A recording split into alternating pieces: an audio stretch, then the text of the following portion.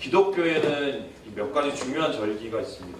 크게 세 가지 정도 볼 수 있는데, 먼저 예수님의 탄생을 축하하는 성탄절입니다. 우리가 보통 12월 25일에 이 성탄절을 지키고 있습니다. 두 번째로는 이제 하나님께서 주신 이 추수의 기쁨, 이 수확의 기쁨을 감사드리는 이 추수감사절이 있습니다. 이 추수감사절은 보통 이제 11월 셋째 주일날 드립니다. 그리고 오늘 예수 그리스도의 부활을 기념하는 부활주일, 바로 이 예수님의 탄생과 동시에 또한 부활을 기뻐하며 또한 감사하는 이 예배, 바로 이 부활절인데요. 그렇다면 이제 제가 질문을 던져보겠습니다. 이 세 가지 절기, 성탄절, 춘수감사절, 부활절, 이 세 가지 절기 중에 제일 먼저 시작된, 제일 오래된 절기가 뭘까요? 아시는 분 있어요? 모르시겠어요? 당연히 뻔한 대답 아니에요? 부활절이에요. 네, 부활절이에요. 제가 기록을 찾아보니까 먼저 이 추수감사절은 1621년부터 시작됐어요. 한 채 400년도 안 됐는데, 이제 메이플라워를 타고 이제 이 신대륙, 미국에 도착한 이 청교도들이 혹독한 추위를 만나요. 그래서 어떻게 보면 사람들의 거의 대부분이 죽고 한 3분의 1도 채 남지 않은 사람들만 생존했습니다. 이제 그들이 굶어 죽을 수밖에 없는 그 상황 속에서 인디언들의 도움으로 농작을 하게 되고 수확을 거둬요. 그게 너무 감사한 거예요. 그러니까 하나님 앞에 첫 수확을 가지고 감사를 드렸던 게 추수감사절의 시작입니다. 400년 된 전통이지요. 근데 이거보다도 더 오래된 전통이 뭐냐면 이 성탄절인데, 이 성탄절은 이것이 실제적으로 공식적으로 시작된 거는 530년경입니다. 이 디오니시우스 엑시구스라는 이 수사에 의해서 시작됐는데, 이 사람은 이제 달력을 연구한 사람이었어요. 특별히 이 사람이 달력을 연구해서 530년에 12월 25일을 크리스마스, 이 성탄절로 이렇게 정했는데, 이 전에 사실 이제 이 4세기경에도 이 성탄절에 대한 축제가 있었다는 이제 기록이 있긴 하지만, 한 4세기경, 5세기경 정도 된 이 절기라고 볼 수 있습니다. 그러니까 지금으로 따지면 1500년 정도 된 거예요. 그런데 오늘 우리가 함께 이렇게 주님의 부활을 기념한 이 부활주일은 언제 시작이 되었냐면, 이 기록이 처음 나타난 기록이 1180년경입니다. 그러니까 거의 한 1800년이 넘는 이 절기인데요.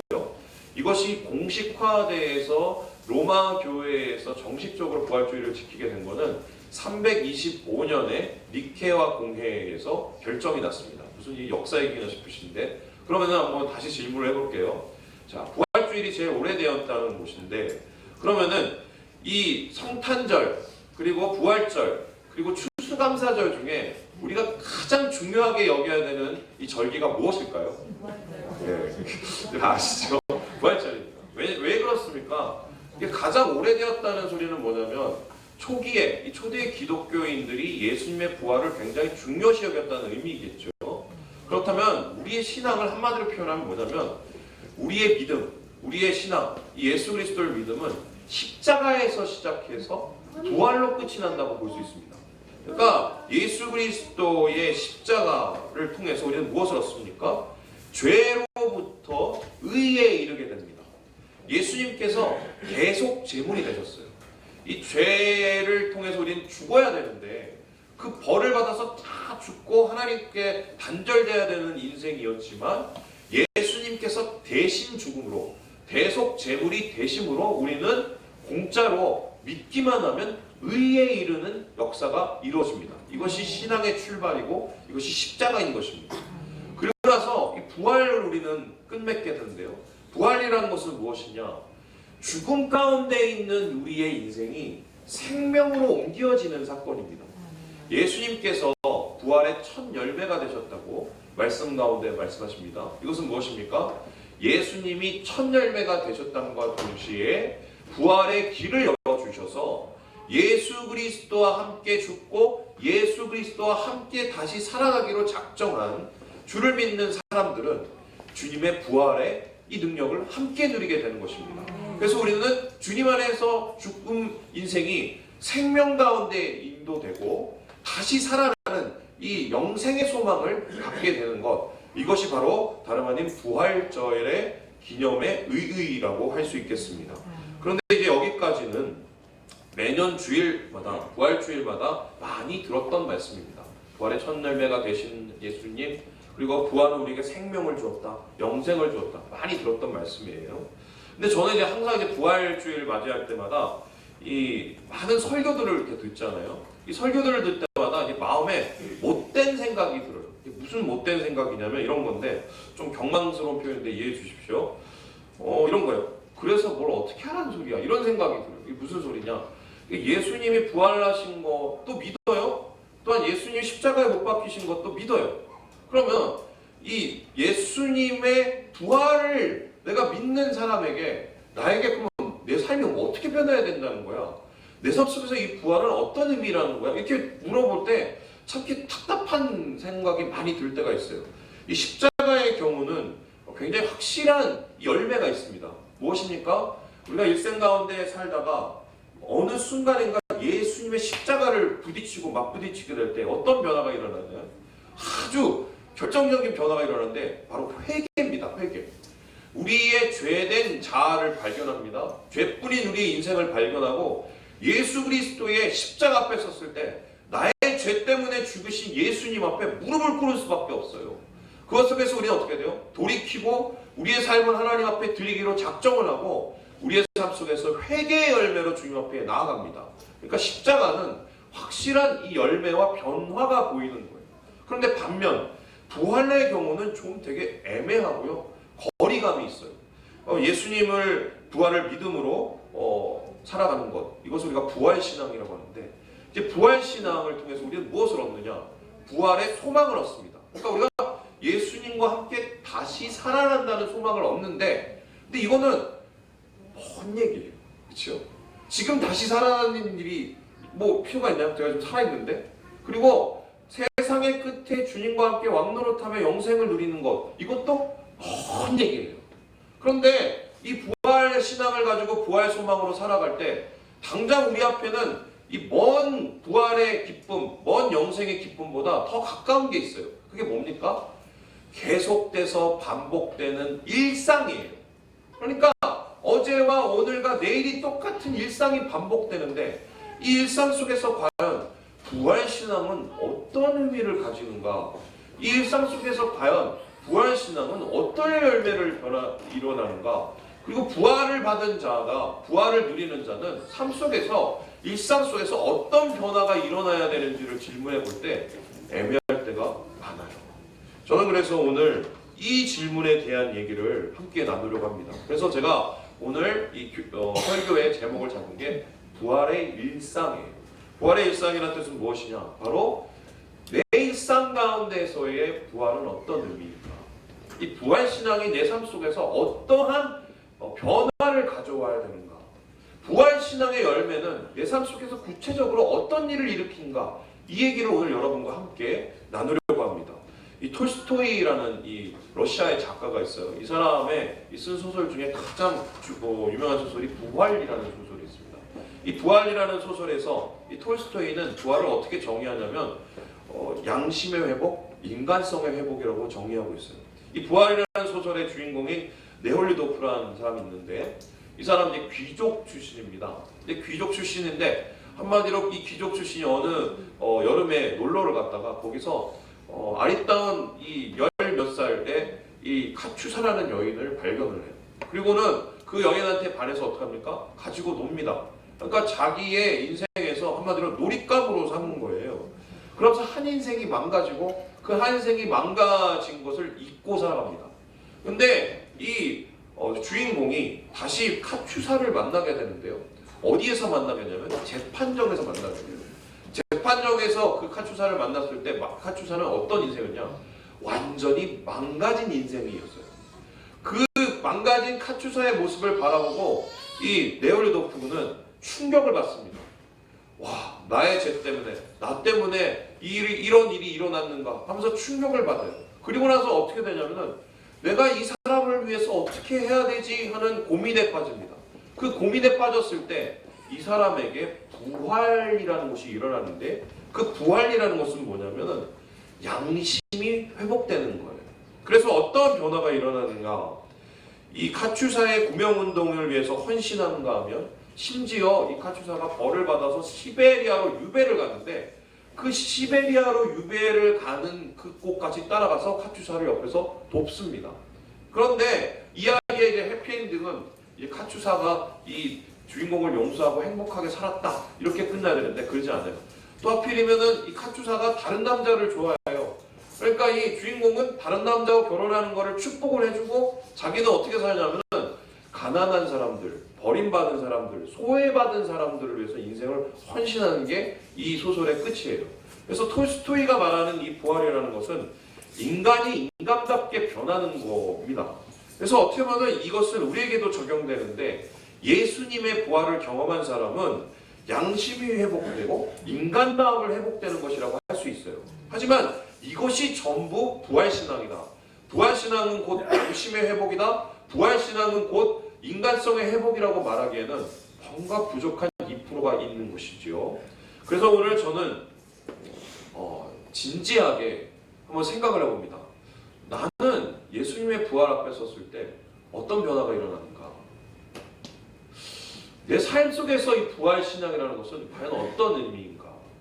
오늘 우리는 이 말씀을 통해서 이 부활신앙의 구체적인 적용을 한번 찾아보도록 하겠습니다. 함께 오늘 말씀 15절, 16절의 말씀을 같이 한번 읽어보겠습니다. 24장 15절, 16절의 말씀입니다.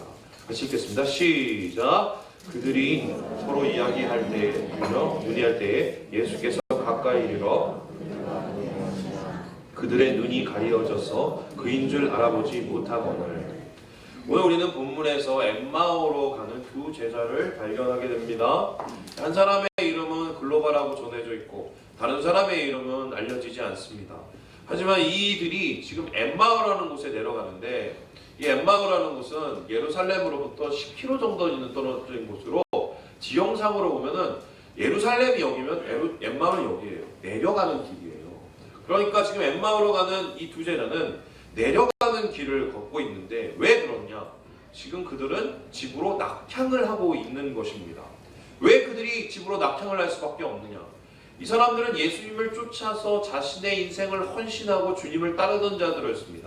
그런데 자신의 눈앞에 예수님의 죽음을 본 거예요. 십자가의 죽음을 본 거예요. 충격이었지요. 그 충격 때문에 목적과 희망을 상실한 채 지금 집으로 돌아가야겠다 이렇게 마음먹고 가고 있는 거예요.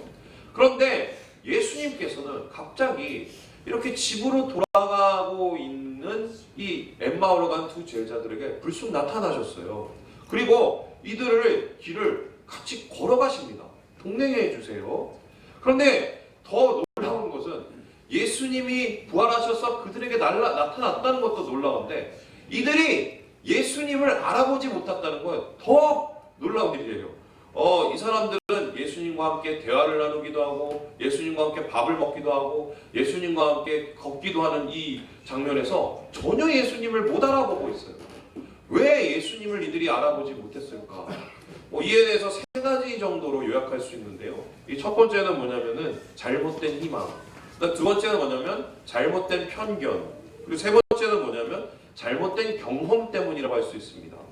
그들은 메시아에 대해서 먼저 잘못된 희망을 가지고 있었는데 자신이 원하는 메시아는 제왕적 메시아, 능력의 메시아, 군사적 메시아였어요. 그들이 그래서 제자들이 예루살렘으로 올라갔을 때 맨날 싸운 중에 제일 많이 싸웠던 이유가 뭐냐면 거기서 예수님이 왕이 되면 누가 국무총리 할 거냐 이거 가지고 싸웠습니다. 그냥 머릿속에는 능력의 예수님, 왕이 되는 예수님밖에 없었어요. 그런데 그들이 본 예수님은 어떻게 끝이 났습니까? 아무런 힘도 없고 아무런 능력도 없이 십자가에 매달려 죽었어요. 내 생각하고 다르네. 그러고 나서 이들의 눈이 닫혀버린 거예요. 뿐만 아닙니다. 상식적으로 여겨봤을 때 죽은 사람이 다시 태어난다는 것은, 다시 살아난다는 것은 불가능한 일이에요. 그렇죠? 이 유대 신앙에는 부활에 대한 신앙이 있었지만 이 부활에 대한 신앙이 무엇이냐면 세상의 끝에 하나님께서 믿는 자들을 다시 살아나게 하신다는 생각이었어요. 그러니까 그건 먼 얘기예요. 그런데 그 먼 얘기가 지금 오늘 바로 이곳에 내가 걸어가는 길에 예수님의 부활이 나타나신다? 믿기 힘든 이 편견이 있었던 거예요. 그래서 자신이 알고 있는 상식과 지식이 한계가 되어서 다시 사신 예수님을 알아보지 못한 것입니다. 이제 뿐만 아니라 이들에게는 너무 큰 절망의 경험이 있어요. 잘못된 경험. 뭐예요? 야, 내가 목마르다. 하나님, 나의 하나님, 어떻게 나를 버리십니까? 주님, 내 영혼을 부탁합니다. 죽었어요. 끝! 아무것도 일어나지 않아요. 그럼 이 상황에서 예수님이 다시 살아나셨다? 내가 내 눈으로 봤는데, 내가 안 되는 걸 봤는데, 내가 그것에 능력이 없어진 걸 봤는데 믿지 못하는 거예요. 그러니까 그들 안에 있는 한계와 잘못된 상식과 또한 잘못된 희망이 예수님을 알아보지 못하게 만들었다고 할 수 있습니다. 그런데 이들의 눈이 어두워져서 함께 동행하시는 부활의 예수님을 만나지만 알아보지 못한 게 우리의 모습하고 굉장히 비슷하지 않나요? 여러분 생각을 해보세요. 우리가 예배를 드립니다. 부활하신 예수님을 찬양합니다. 그리고 또한 하나님 앞에 경배합니다. 또한 주님을 높입니다. 그리고 우리에게는 월, 화, 수, 목, 금, 토 6일간의 일상이 벌어져요. 근데 우리가 살아가는 이 일상은 솔직한 표현으로 하면 예수님 없이도 잘 살 수 있는 일상이에요. 아닌가요? 우리의 일상에서 주님과 함께 하는 것보다 더 중요한 게 있는데 목사가 이런 얘기 하네요. 처세와 기술이에요. 당장 내가 직장 속에서 가서 공장에서 일을 하고 무슨 어디 회사에서 일을 할 때 제일 중요한 게 뭡니까? 관계, 대인관계. 또 더 중요한 게 뭔가요? 일, 능력. 이게 빠르고 해결이 돼야 이 모든 것이 다 이렇게 소홀해집니다.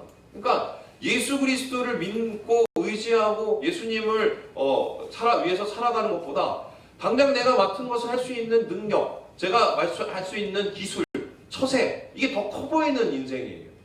이런 일상을 살고 있는 우리의 가장 큰 문제점이 뭐냐면 삶 따로 신앙 따로 이렇게 될 수 있어요. 그러니까 삶과 믿음 가운데 간격이 생깁니다. 주일하고 월, 화, 수, 목, 금, 토가 너무 간격이 커요. 근데 이런 속에서 만일에 예수님이 우리의 직장에 찾아오셨다고 한번 생각을 해봅시다. 그리고 예수님이 만일에 내가 설거지하는 우리 집 이 싱크대에 예수님이 찾아오셨다고 한번 생각을 해보세요. 우리는 이렇게 하겠어요. 와, 예수님 너무 반가워요. 예수님 제가 너무 보고 싶었어요. 예수님 너무 좋아요. 이렇게 우리가 행복해할지 모르겠어요. 그런데 우리 분명히 이런 질문을 던질지 몰라요. 뭡니까? 근데 왜 여기까지 오셨어요? 제가 여기 잘 살고 있는데 왜 여기까지 오셨어요? 잠깐만요. 오늘 5시에 끝나니까 그 후에 왜 이렇게 얘기할지 모르겠어요. 왜냐면은 우리 삶이 어떻게 보면은 삶과 신앙이 분리되고 주일과 6일이 분리된, 그러니까 하나님 없이 잘 살 수 있는 인생이기 때문에 그래요. 오늘 제자들의 모습이 이와 비슷한데요. 듣기는 들었어요. 근데 믿음이 안 돼요. 믿기는 믿어보려고 하는데 능력이 안 돼요. 예수님이 죽으시고 부활하신다는 소식을 들었어요. 예수님 말씀하셨어요. 심지어는 막달라 마리아라는 여인이 와서 내가 가봤더니 무덤이 비어 있었어. 내가 가봤더니 예수님이 갑자기 나를 알아보셨어. 말씀하셨어. 부활하셨다는 소식을 들었어요. 안 믿었어요. 믿어도 별로 능력이 안 됐어요. 그러니까 자신의 한계 속에 사로잡혀서 그냥 일상의 길을 지금 걸어가고 있는 거예요. 일상으로 돌아가고 있는 거예요. 그것 속에서 별로 능력이 없는 예수님이니까. 이러한 모습을 바라보면서 우리가 우리의 삶 속에서 하나님의 은혜, 이 부활의 생명이 일어나는, 부활의 역사가 일어나는 삶을 어떻게 살아야 되는가? 오늘 특별히 예수님께서는 엠마오로 가는 이 제자들을 만나서 이들을 변화시키거든요. 이들에게 부활의 메시지를 전하거든요. 이들은 부활을 통해서 일상의 변화를 얻게 되거든요. 오늘 예수님께서 이들에게 다가가신 이 방법을 우리가 살펴본다면 진정한 부활이 무엇인지를 깨닫게 될 것입니다. 저는 오늘 여기에 대해서 3가지 정도로 우리 얘기하고 있습니다. 우리 한번 따라해 볼까요? 주님을 일상으로 초대하자. 우리 옆에 형제 우리 자매에게 얘기합시다. 주님을 일상으로 초대하자. 그게 반말이야, 그렇죠? 여러분, 저는 옛날에 좀 그런 생각을 했어요. 내가 만일에 예수님이면 딱 부활을 하면은 제일 먼저 어디부터 가겠어요? 저 옛날에 골고다부터 갔을 것 같아요. 내가 못 박혔던 거 쫙 가서 야! 나 다시 태어났어. 니네들 일로 와. 그때 못 박은 놈 다 줄 서. 막 해갖고 니네 그때 앞에서 막 희롱하고 막 침 뱉었지. 다 이거 나와. 그리고 이제 그 다음에는 그 예루살렘 성정의 대제사장들을 찾아가서 너희들 다 이리 와. 내가 다시 살아난다고 했지. 막 이렇게 아마 그렇게 했을 것 같아요. 그런데 재밌는 게요. 예수님은 사람들 앞에 그렇게 짠하고 나타나신 게 아니에요. 오늘 엠마오로 가는 이 제자들에게 나타났어요. 어떻게 나타났어요? 슬며시 나타났어요. 뿐만 아닙니다. 이 제자들, 이 떨고 있는 두려움에 떨고 있는 이 11 제자한테 어떻게 나타나십니까? 벽을 뚫고 들어가서 갑자기 살며시 나타났어요. 거기서뿐만이 아니에요. 갈릴리에 가서 막 열심히 고기 잡고 있던 이 베드로와 기타 등등의 이 제자들을 향해서 예수님이 어떻게 하십니까? 언제 왔는지 오셔서 고기를 굽고 계셨어요. 물고기를. 그래서 얘들아 일로 와서 밥 먹어. 이게 되게 상징하는 게 굉장히 큰데 뭐냐면요. 예수님의 부활은 뭐냐면 철저하게 일상으로의 초대입니다. 그러니까 우리가 부활의 신앙을 가지고 살아간다는 것은 뭐냐면 나의 일상 속에 예수님이 오시는 거예요. 예수님을 초대하는 거예요. 그렇다면 부활의 신앙을 가진 자들이 예수님을 일상에 초대하는 방법은 무엇인가? 우리 함께 우리 말씀 한번 읽어보겠습니다. 32절 말씀 같이 한번 읽겠습니다. 32절 시작. 그들이 서로 말하되 풀어주지 때 우리 속에서 마음이 뜨겁지 아니하느냐. 오늘 예수님께서는 엠마오로 가는 제자들의 길에 동행하시면서 이들의 일상 속에 슬며시 나타났습니다. 그리고 그 일상 속에서 예수님은 부활이라는 것을 전하는데 이들에게 전해진 부활, 이들에게 초대된 일상의 부활은 무엇이냐? 다름 아니라 말씀이에요. 그러니까 우리가 부활 신앙을 가지고 살아간다는 것은 무엇입니까? 말씀으로 살아가는 것을 뜻해요. 우리 교회가 큐티 목회를 하죠. 큐티를 합니다. 요즘에 큐티를 하는 이 열심들이 점점 줄어들고 있어요. 제가 이걸 어떻게 잘 아냐면 매일 성경 사는 숫자가 점점 줄어들고 있어요. 여러분 큐티가 힘들어요. 왜 힘든지 아세요?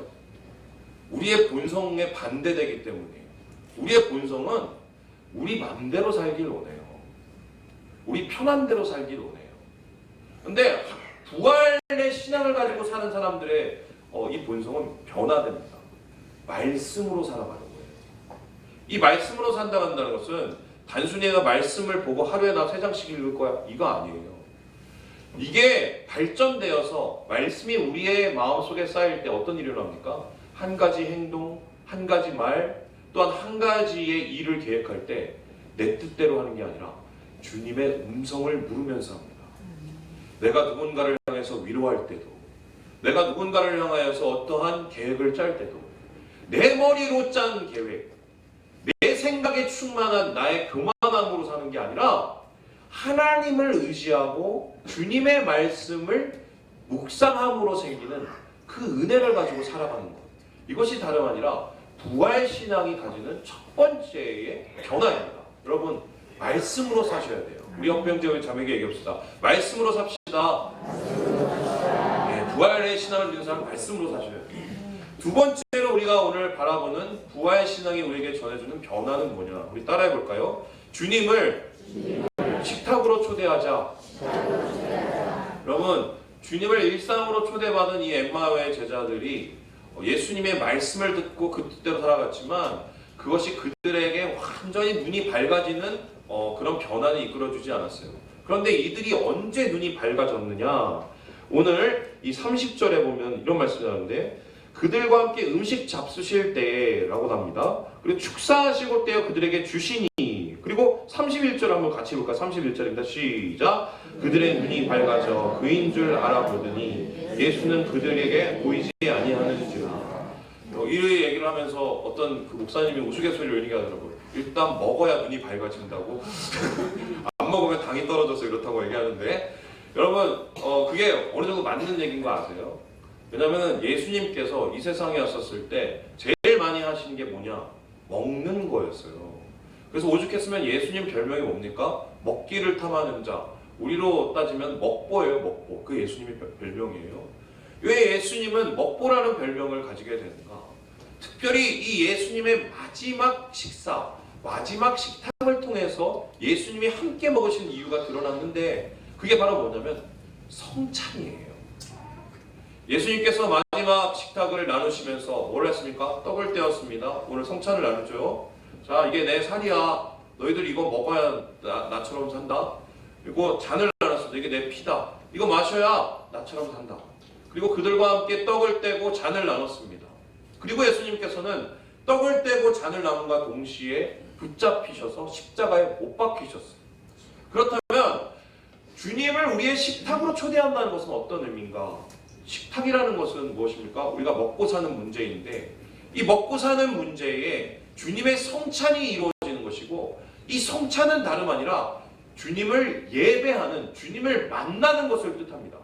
그렇다면 부활신앙을 가짐으로 주님을 식탁으로 초대한다는 것은 무엇이냐? 다름 아니라 제대로 예배하게 되는 거예요. 그러니까 제대로 부활신앙을 가진 사람은 제대로 예배자가 됩니다. 여러분 생각을 해보세요. 우리 제7일 안식교 사람들이 우리에게 항상 하는 얘기가 뭐예요? 니네는 틀렸다. 어디 성경에 토요일 날이 안식이라고 그랬지 무슨 일요일 날에 무슨 안식일 가진 니네 잘못됐다. 이런 거 들어보신 분 있죠? 근데 이게 그분 말이 맞아요. 사실은 안식일은 토요일이에요.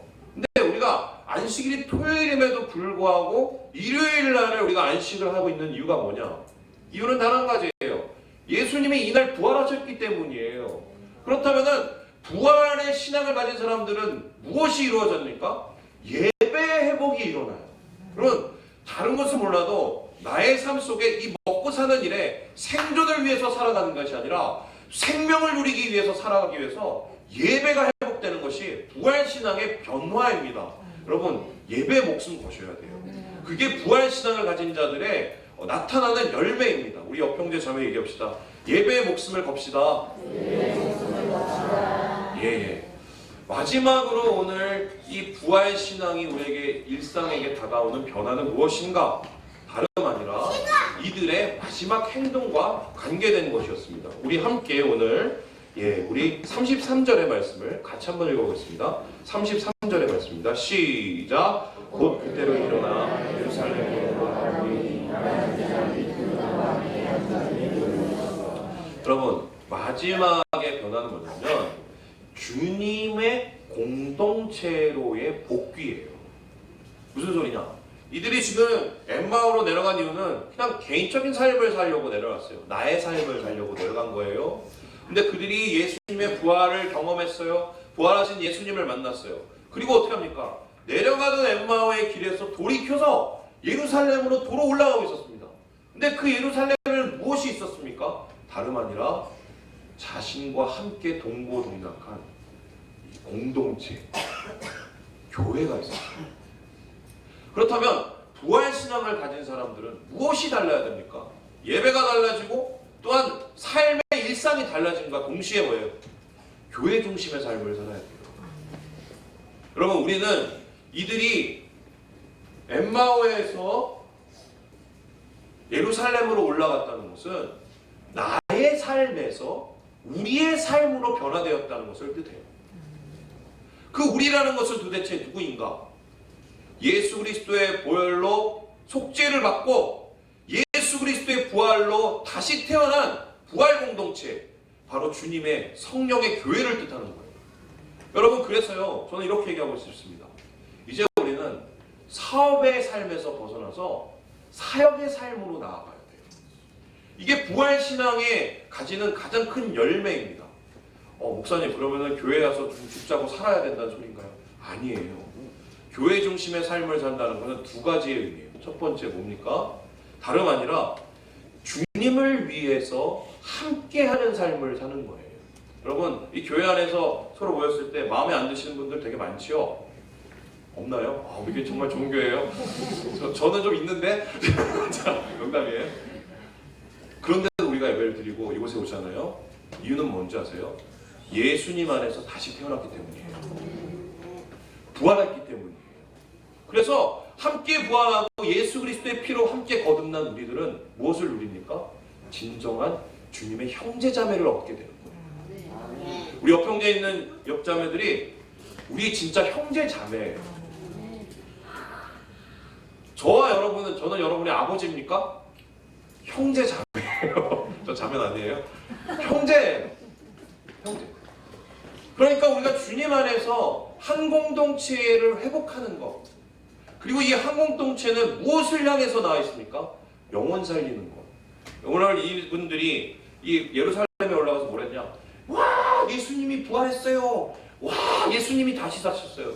여러분, 부활 신앙의 마지막 특징이 뭔지 아세요? 교회의 삶. 이 교회 삶에서의 마지막 특징이 뭔지 아세요? 전도예요, 전도.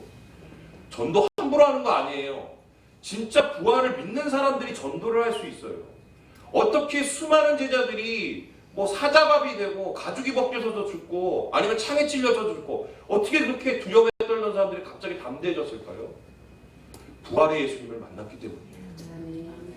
말씀을 정리하려고 합니다. 부활신앙, 우리의 일상 어떻게 적용해야 될까요? 예배의 회복, 또한 일상에서의 말씀의 회복, 그리고 우리의 이 교회 가운데 이 복음의 회복을 통하여서 참된 부활을 경험하시는 우리 모든 성도들 되시길 주님의 이름으로 축원합니다.